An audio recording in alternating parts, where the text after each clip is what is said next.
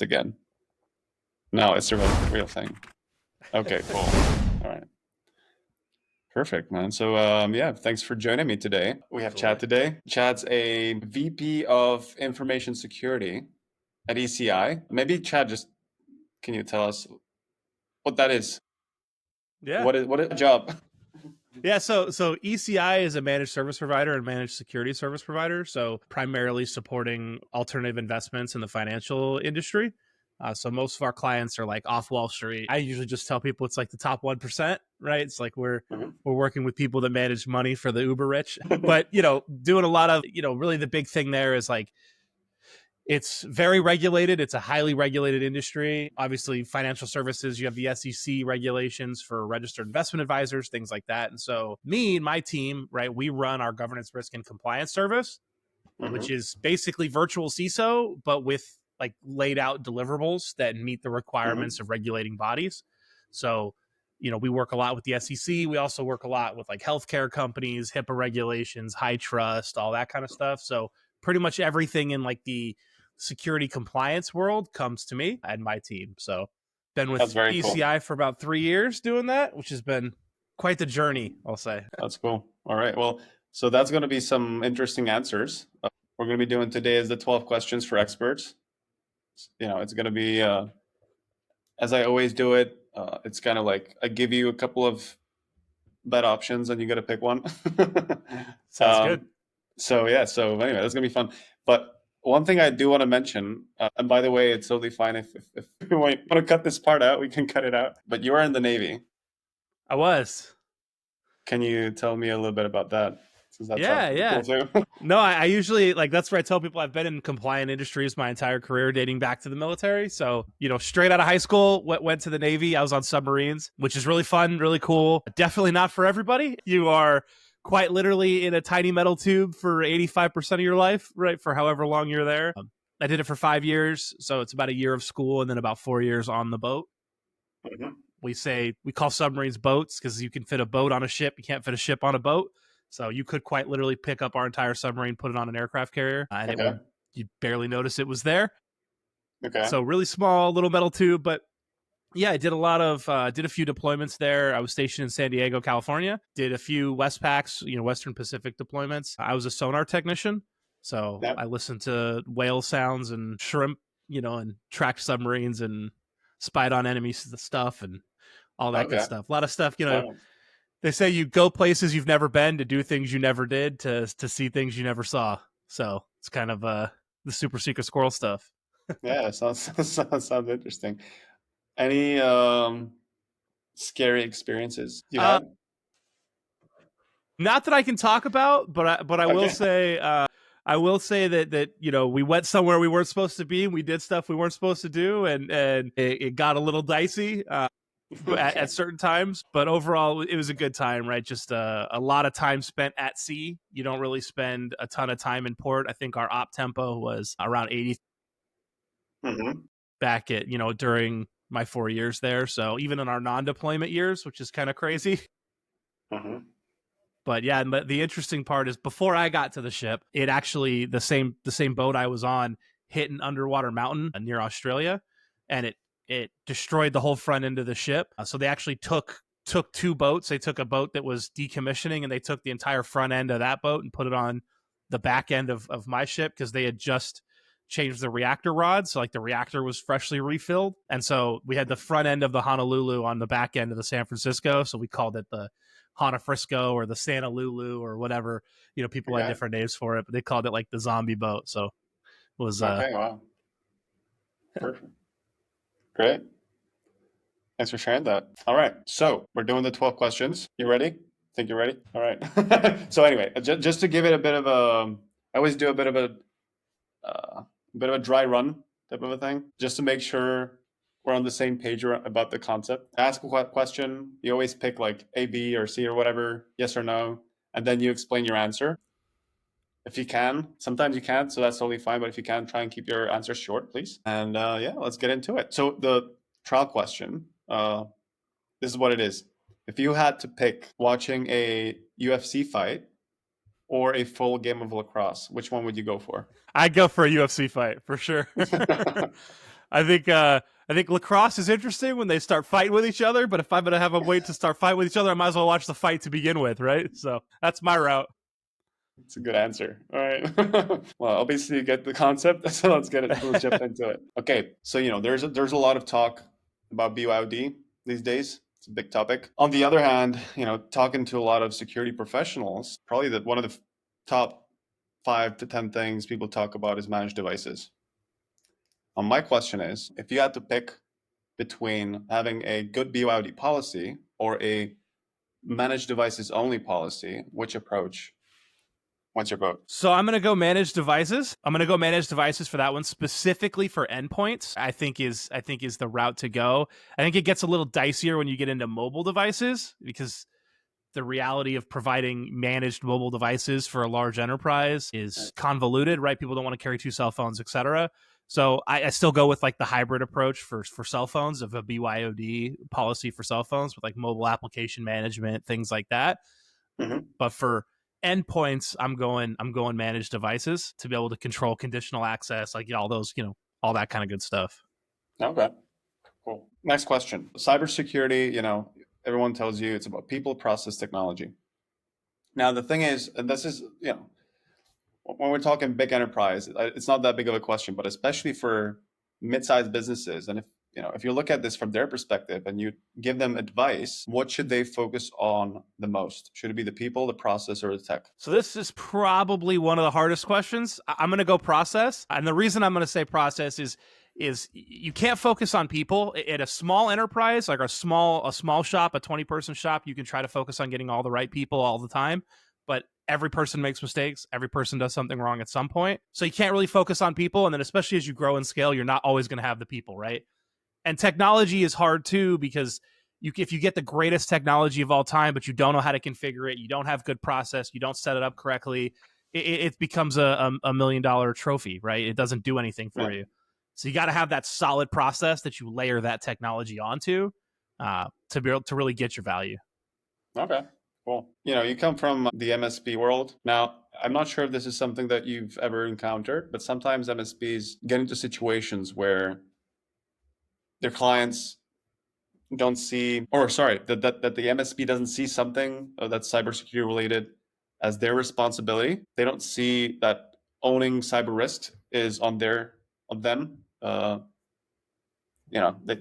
way they see it, and perhaps the way it's set up contractually, is that the cyber risk is on the side of the client. Now, contractual stuff aside, what do you think is the right way to do this? Let's say, what's conceptually the way that MSPs and client relationships should be set up from a cyber risk point of view? Yeah, I'd say that's where you differ between an MSP and an MSSP, right? An MSP may have more traditional IT support solutions, but doesn't necessarily have the cybersecurity solutions to back it up as well. Whereas the MSSP might have only the cyber solutions and not the IT support solutions, right? So you kind of have to find either the blend of the two or one that has both. But what I tell customers and clients is you can't outsource risk, right? Risk is always to your business. It's not to the MSP. So no matter how great your MSP is, the risk to your business, the brand reputation, the things like that, that's always on you and your organization. And that's where having things like a risk register, having things that, doing risk assessments, doing penetration tests, doing these things to, make sure that everything is the way it's supposed to be is always going to be on the organization to do. Now, I'll say that I think a good MSP should be advising these things and telling clients these things, not kind of, hey, just leave it with us. We've got it. You can just sleep well at night, right? A good MSP or MSSP is going to be advising clients that they need these types of services and solutions. And hopefully a good MSP like ECI, right, is going to have cutting edge technologies and solutions that are behind what it's bringing to the table, right? Not just bringing forward, hey, we've got this DOS server, right, from 1995 that we're just going to bring and you're going to just run on that forever and hope for the best, right? Hopefully we're bringing to the table best in breed technologies and things like that. Because obviously, like, brand reputation for the client, but also brand reputation for the MSP. If there's significant breaches of clients that the MSP supports, it's going to be bad on the MSP as well, right? So it is definitely like a joint exercise, but you definitely can't outsource risk. It's got to fall on the clients to understand their risk profile and be able to take that on internally and utilize the MSP and MSSP to support that. Yeah, totally. Yeah. Cool. By the way, this is totally just a side question here. Where was this? I think, was it in Cyber? So I just got back from in Cyber last week. I think it was there. Yeah, I think one of the vendors talked about MSSPs, looking at the risk that the MSSP introduces to an organization from a supply chain perspective, and from a perspective Mm-hmm. of it being an organization in the supply chain that has access to quite a lot of sensitive data. So this is not a yes or no question, but what's your take on that? Yeah. No, I mean it's third party risk, right? Is something that we spent a lot of time talking about in 2024 and have started the 2025 strong talking about, and I think it's something that's going to continue. There's a lot of international regulations like DORA in the EU that Yeah. get it very much into third party risk, and just like any third party, an MSP is a third party that brings in inherent risk with dealing with an MSP. Doing your due diligence, right, on the proper MSP and understanding what their access control policies are, things like that are very important. I think really having a good top-down view of what your technology stack is and where you're going to store data. So, for example, if we're in like a traditional cloud environment with like Microsoft 365 and stuff, right? If all your data is in SharePoint and not stored with the MSP, like what do you really care about, right? You care about access to your data. So then you can focus in on what really matters, right? So how is that MSP accessing my data? What credentials do they have? How do they store those credentials, right? Do they have something like Secret Server or Keeper or a password management tool, or they all use in LastPass, right? Like, does everybody have their own account? Do I have 75 different admin accounts into my tenant to make sure that, every person at that MSP has an admin access into my tenant? Understanding those types of things becomes crucial, to understanding what your third party risk is, right? So, if you have an MSP that has 75 admin accounts into your Microsoft 365 tenant so that every help desk team member has global admin, right? That's a lot of risk. Your risk profile there is very, very high. How do you know everyone's not sharing passwords? How do you know that they're 8-character passwords for global admin accounts, right? There's a lot of things you have to think about there. So, having that good top-down view of your technology stack and doing proper due diligence helps to offset that risk. But there's always going to be some level of inherent risk with working with any third party, right? You know what? I just thought of something, like coming back to the first question, BYOD and policy versus managed devices, and just hearing you talk about those admin access from the MSP, or maybe just other suppliers in general. So would it make sense to have third parties only access resources from managed devices? Yeah, so I mean, you can go one of two routes there, right? So, like, you could talk about third parties accessing your resources from managed devices that you manage, right? Mm-hmm. Or you could talk about third parties having access from managed devices that they manage. They manage, right? That you understand the management cycle of, right? So to that managed devices question of earlier, right? Like, hence why I lean back on the managed devices. I think. So, like, for example, if I were going to access a client's data, right, I'd have to be on a managed device that comes from a known IP, because I've got always on VPN, I've got XDR in place, I've got ABCDEFG things in place. As an MSP, my security stack may actually be stronger than a client security stack that's 10 people, right? So they actually benefit more from me accessing their data from my managed device than from their managed devices, right? Yeah. Certain things like that are all things to consider, right? And understanding that like technology stack. But from a client perspective, you should know what your MSP has to do in order to access your data, right? You should know what their managed device structure looks like in order to access your data. Yeah, totally. Yeah. Cool. Thank you. So next thing I want to ask you about is, all that we're talking about, especially, it's always about budgets being limited, right? You can't do everything. A lot of the stuff I talk about is about priorities. So if we take it sort of top down, and I just take two things, prevention and response. And if I say, okay, well, you got to prioritize. And so you got to start somewhere. Where do you start? Yeah, so I'm going to go prevention, because I think, if you think of the event of boom, right, the event of an attack, the more that you do left of boom, the less impact you will have at or right of boom, right? And so, for me, especially in the space that I come from, I'm all about prevention. I'm all about left. I'm all about, not letting these things take place, right? And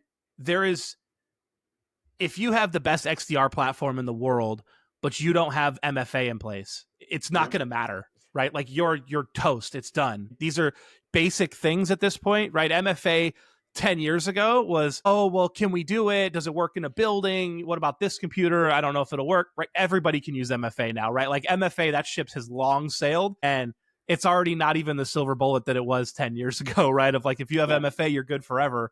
Now it's everything else and defense in depth. But yeah, I'm going to say you've got to focus on that prevention. You've got to focus on, and look, like doing a security assessment, right, which would be a prevention focused, effort.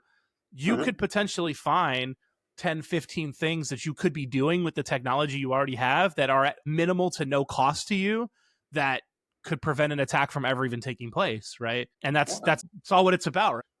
Yeah, totally. So going down the priority rabbit hole, let's say, if we're talking about prevention, what's a better way to prevent incidents from happening? Is it education, or would you say it's technology? I think I've got to go technology, just because as important as education is, right? But you can't, like, they used to say, there's a saying I heard talking to a bank one time that said you can't patch users, right? And so like education is the attempt at patching users. And I run education programs. I overall own the education for 350 different companies, and so thousands of users. And people only care as much as they have to, right? And so education really ends at people really trying or really caring or knowing the importance of it.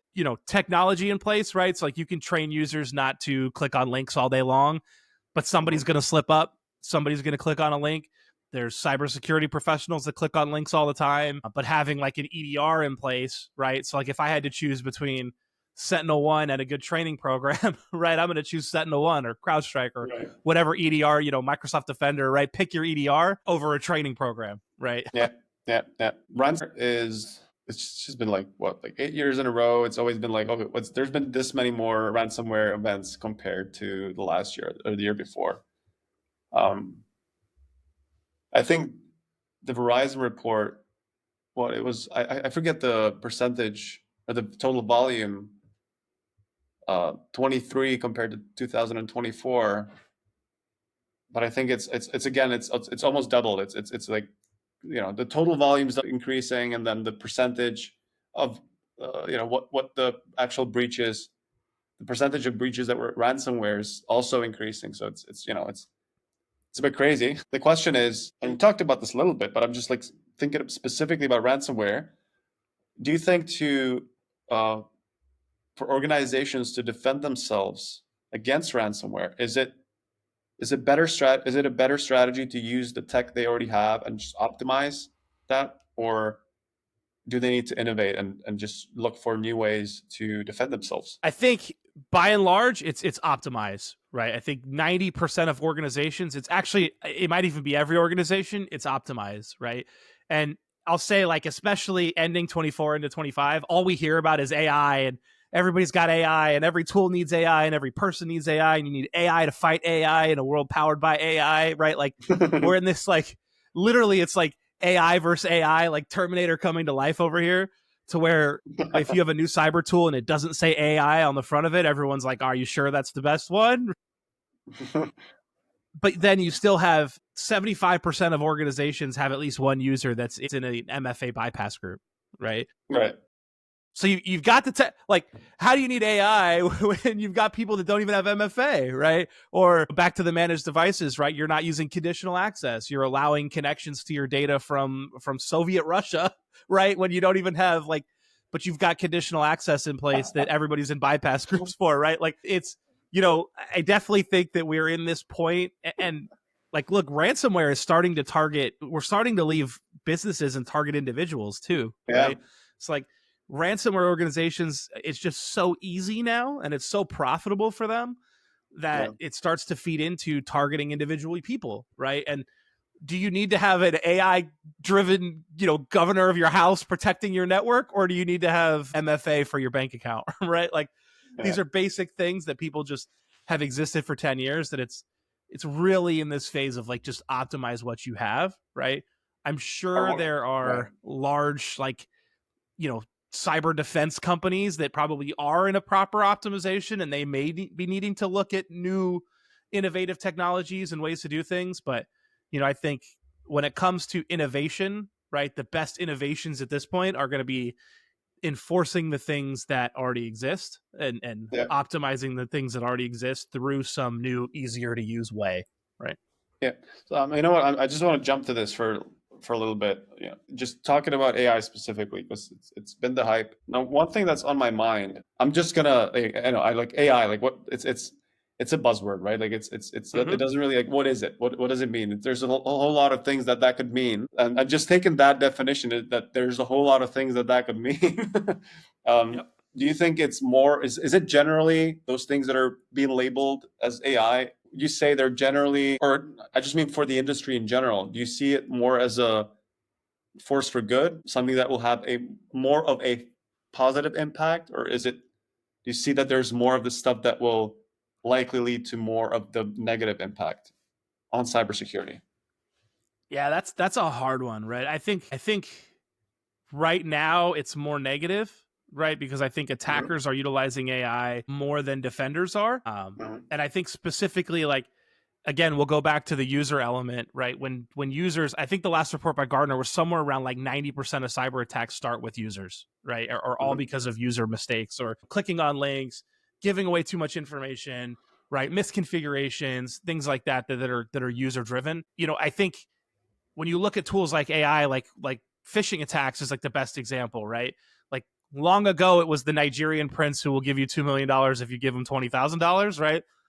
That's long since gone, and now it's AI driven web scraping tools that can pull a significant amount of information on an individual, on an organization, on the tools that they use, on the clients they do business with, on everything to do with somebody, right? OSINT is like all AI driven now, right? Like Right. there's no more person sitting there Googling your LinkedIn account, right? It's all just AI driven web scraping tools. And then putting together these perfectly crafted phishing emails, right? That can go out to 1,000 people, tailored to those 1,000 people. I mean, it's funny because I see it, on TikTok and YouTube and whatever. You see all the time people like use these resume tools to like craft your resume to fit this new job offering, right? So you can like perfectly craft your resume within 10 minutes to target every new job on the market. And it's like, what do you think attackers are doing to target every person on the market, right? Like it's the same thing. And so I think right now AI is a force for evil more than it is for good, because the tools that are using AI for good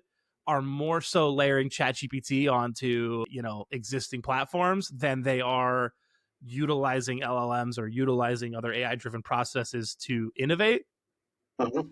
I think the differentiator to that is I think EDR platforms are starting to utilize AI for being less about like for utilizing AI for detection, right? And Mhm. utilizing it for understanding differences in process, understanding differences in like human behavior and user behavior and things like that. That I think will become a force for good, but I think we're Mhm. we're on the precipice of like we're still on the evil side, right? But people have to use it more for the good for us to improve on it and understand that like you can't just be like, I've got AI protecting me, right? It's not like the Terminator sitting outside of your bank trying to protect everything, right? It's all about how you Yeah. use it. Yeah. I think Yeah. people don't Yeah. necessarily understand that yet. Yeah. So coming back to ransomware, in case there is a ransomware event, again, aside sort of like whatever's in the contract, right? Like, but what's the right setup in your point of view? Should it be the organization that's hit that should pay, or should it be the MSP or whoever's advising that particular organization in cybersecurity? Yeah, I mean, I think there's two elements to pay, right? There's like pay the ransom if you're hit, and then there's like pay for the cost of restoring operations. Um, I mean, I think Yeah. the first case is I'm gonna advise never to pay the ransom. Easy for me to say in my ivory tower, right? Like I can sit here and say don't ever pay the ransom when I'm not the one paying for it or the organization being impacted, right? But I think that comes back to it's like kidnappers, right? Like the more we pay, the more that they make money off it, the more they'll grow, the better technology they'll get, the more staff they'll get. Like there's ransomware companies that have like entire call centers devoted to them, right? And they get that from people paying ransoms. So like the first thing is don't pay the ransoms. And honestly, like yes, and the industry goes back and forth on that whole thing, right? Because there's most of the time if you pay the ransom, you get it the way you want it to, Right. because it's contrary to their business model to hold your data ransom and then not give you your data or something like that, right? And attacker groups that do that often get targeted by other attack groups because it's bad for the business, right? Yeah. But there is still no guarantee it's going to go the way you want it to if you pay the ransom.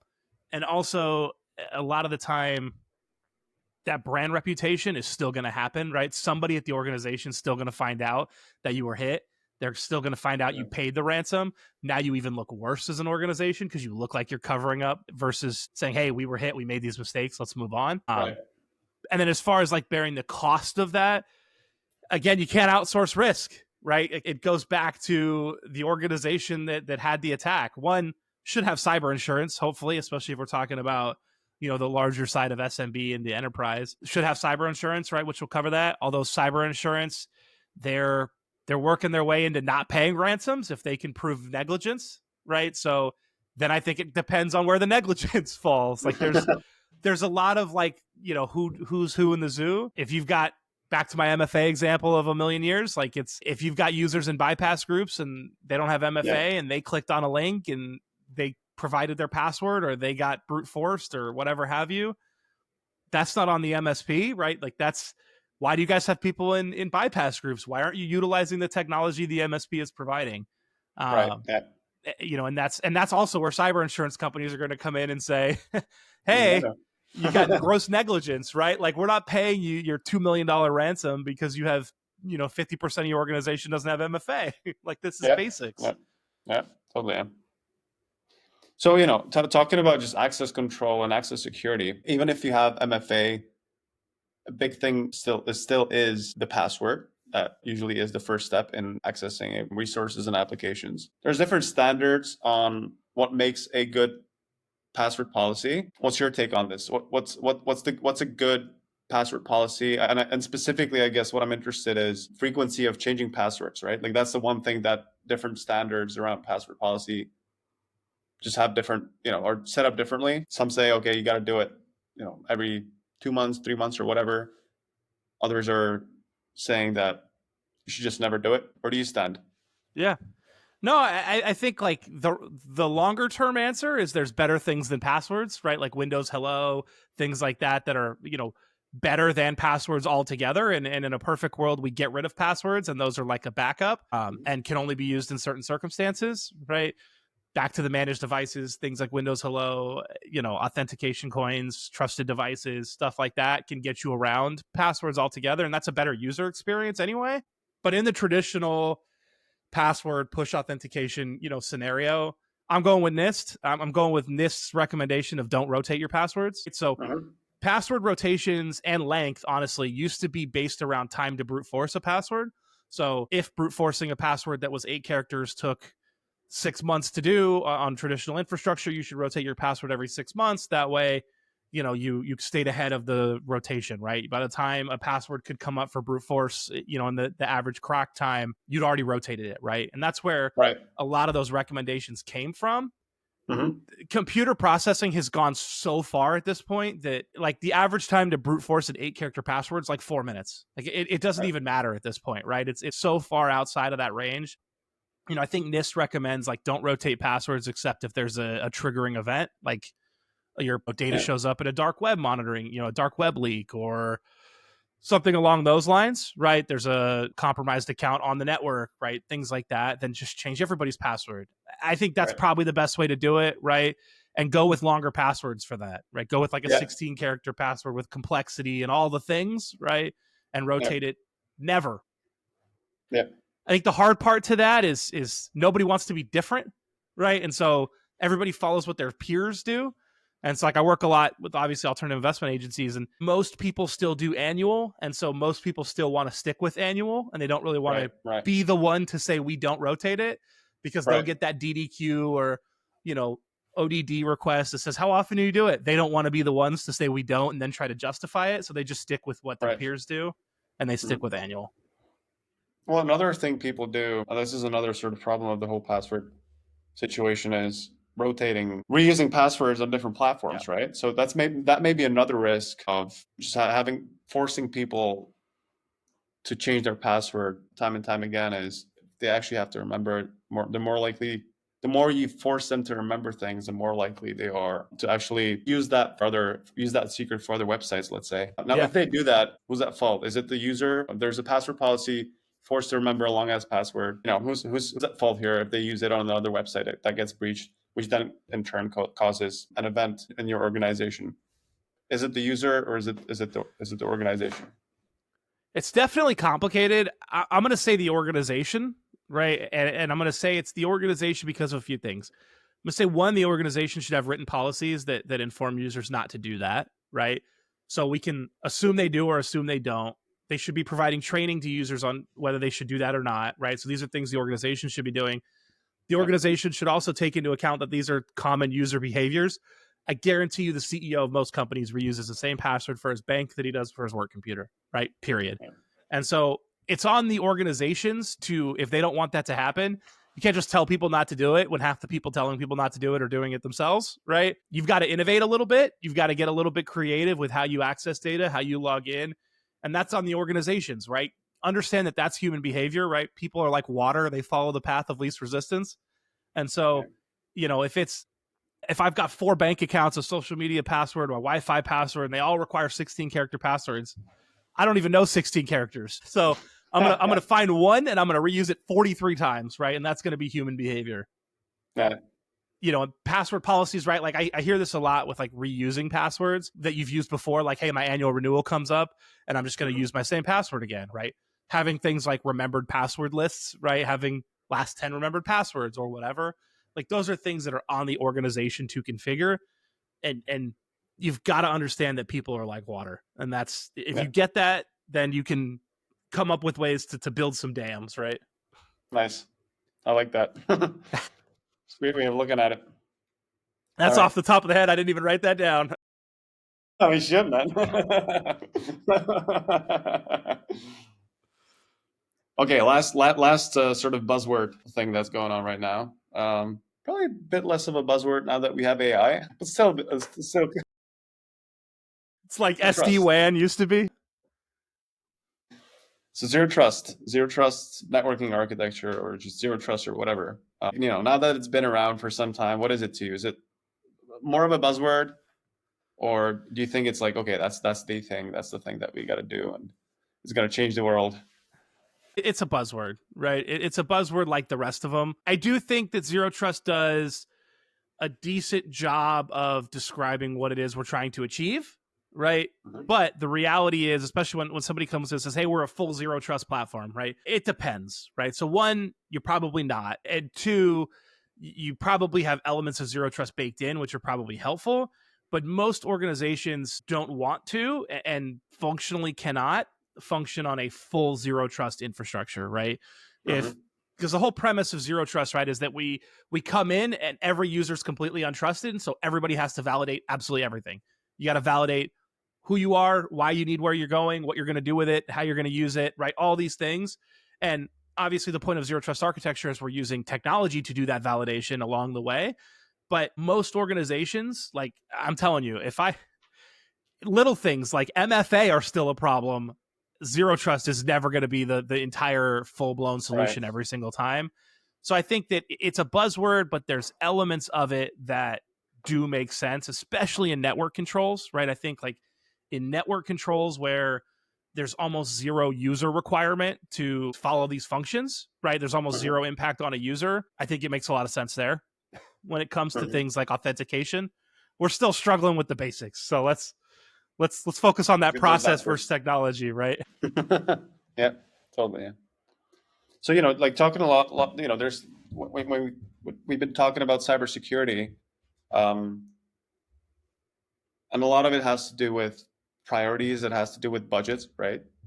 And those are vastly different if you're a small business to if you're a mid-sized organization, or if you're an enterprise. And even there, you've got categories. If you were to focus in on it's kind of the mid-sized businesses, and if you were to think about what kind of advice you'd give them generally when thinking about cybersecurity, what's the one thing you think they should focus on? What is the one thing that they should do to just be more prepared? I think the effort of a security assessment is like the number one thing that every SMB can do. It's not entirely cost prohibitive. Obviously, typically when you talk about like a security assessment, the cost of that's going to be built on complexity. So if you're an SMB, you're typically less complex anyway, so your cost should be lower. So it's not cost prohibitive to do. Really, that exercise is you could use that to chart out the next 24 months, right? Like you can use that assessment to really understand, where am I today, right? Where do I need to go and how can I get there? And then how much time do I want to allot to that? I mean, that gives you IT forecasting, like your budget forecasting. That gives you understanding, a good security assessment is going to take into account things like your HR processes, your onboarding, your offboarding. It's going to take into account like the technology you have in place, your user training, your organizational structure, and whether that's prepared. All those sorts of things you can start to evaluate with a good security assessment. And really, like that's going to lay out a lot of good opportunity for you to grow.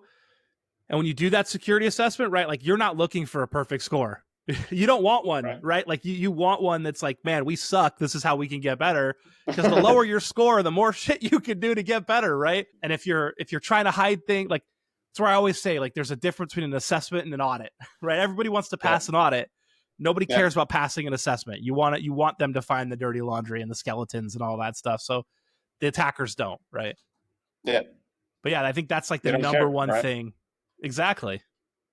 Now, is there just like hearing you talk about this, is there some of this that you think might translate just to life in general as advice in terms of assessment and just thinking about what you can learn from a cybersecurity practice? Because it is about reflecting, it is about prioritizing. Do you think any of that applies somehow to just life? Yeah, I mean, they say, life is fun, right? Because it's like so I'm a big video game guy, and you play a lot of video games, and what's the point of video games, right? It's to like get better gear, do more damage, defeat more enemies, like whatever the game is that you're playing, and overall progress. Well, life, my dad told me when I was like 12, he's like, life's just a video game, like you could just focus on life instead, right? And it's funny because like as a parent now, and like it's so true. When you in cybersecurity, a lot of the time we look at like we look at what is the end goal, and then how do we work our way to that, right? Like the end goal is we don't want cyber incidents, we don't want this, we don't want that. And cybersecurity frameworks will tell you like what a perfect organization looks like, right? Like if you look at CIS and you say, hey, if we did everything CIS said, the odds of us having an incident are significantly lower, right? And so here's where CIS says to be, here's where we are now, this is the roadmap to get there, right? Life is the same way. Where do you want to be? And I actually put my team through this exercise a couple years back. It's something that I try to do every so often is where do you want to be in 10, 15 years, right? What's your 10 to 15 year goal? Just put that up on a whiteboard, right? And then work backwards. What are the things you could do to get there, right? I want to be a CISO. Well, what do I need to be a CISO? I need my CISSP, my CCISO, my experience this. I need to be with SMBs. I need to be with enterprise. I need experience with pen testing. I need experience with, a SOC team, right? Whatever these little things are along the way that you want to get to, start getting that little bit of experience now. Start working on those certifications. Set yourself up a roadmap for how you can get to that end goal. And I guarantee you, if you plan on 10, 15 years, it'll be like 7 years and you'll be ready to go for it, right? And you'll be like, wow, I got there way faster than I thought I could. But, if you don't plan, it's like failure to plan is planning to fail, right? Like all those anecdotes are so true. All right. That's some good advice, man. All right. Well, I mean, thank you for joining me for this, discussion today. You had some great answers. I think there's a lot to learn from you. You obviously know what you're talking about. I think this is something that totally valuable for not just people that are outside of the cyber industry, but also for just people that have been in the industry and looking for different ways to think about it. So thanks for joining me. It's been a fun discussion today. Absolutely. And I appreciate it. I'll definitely see you at one of these sometimes in the future, Chad. Absolutely. No, we'll stay in touch. And if anybody wants to, right, reach out to me on LinkedIn. Happy to connect and discuss. It's always a good time. All right, man. So let's just